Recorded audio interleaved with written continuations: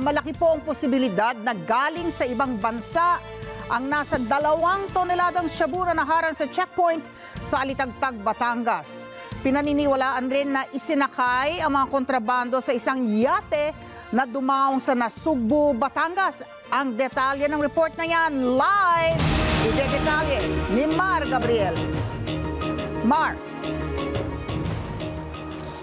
Yes, Ali, bukod sa mga indikasyon na galing sa ibang bansa, malaki din daw ang posibilidad na bagong grupo ang nasa likod nitong mga nakumpiskang droga dyan sa Batangas. Ibang-iba daw kasi ang packaging nito sa mga nakukumpiska nilang droga noon.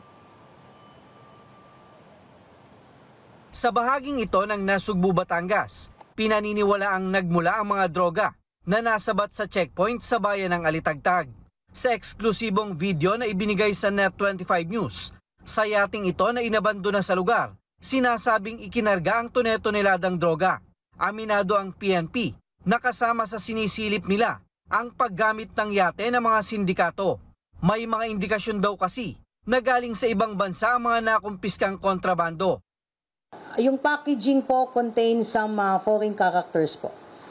That would give us an indication na this may have possibly came from sources outside of the Philippines po. So we are confident at nabanggit din ng ating Pangulo yon na based po dito sa ating assessment doon po sa packaging and markings ay hindi po ito locally made po. Galing po ito possibly sa international market po. O at least international drug traffickers.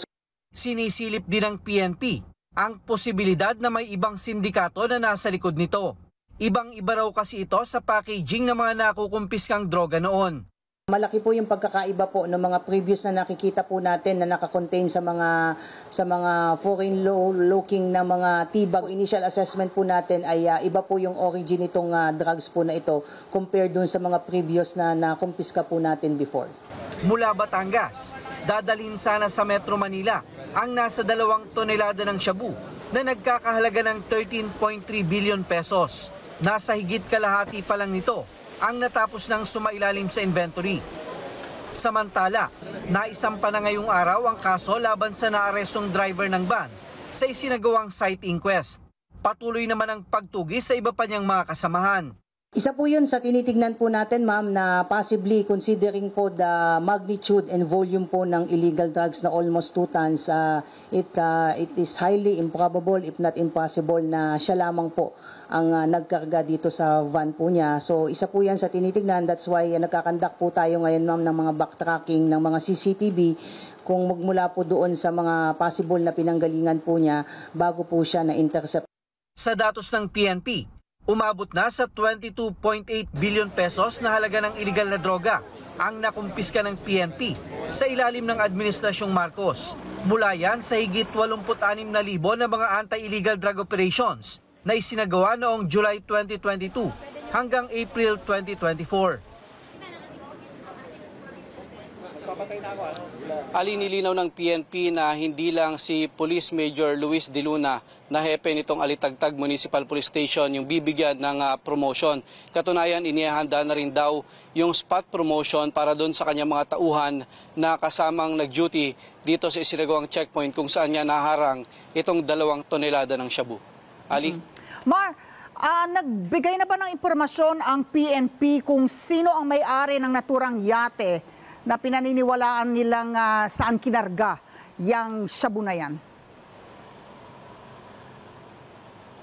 Ali, may mga hawak na dokumento at may mga tao na iniimbestigahan ni itong PNP. Pero nga, para hindi masunog yung sinasagawa nilang investigasyon, ay hindi muna sila nagbigay ng iba pang detalye kaugnay niyan. Bukod dyan sa yate, tukoy na rin daw ng PNP yung posibleng may-ari nitong van naman na pinagsakyan nitong 2 toneladang shabu. Katunayan, bukod dyan sa plate number ng van, may iba pang plate number na na-recover din doon sa loob ng van at kasalukuyang biniberipika na mga investigador ng PNP para nga mapagdugtong-dugtong at mabuo nila yung kwento dito nga sa mga nasabat na iligal na droga.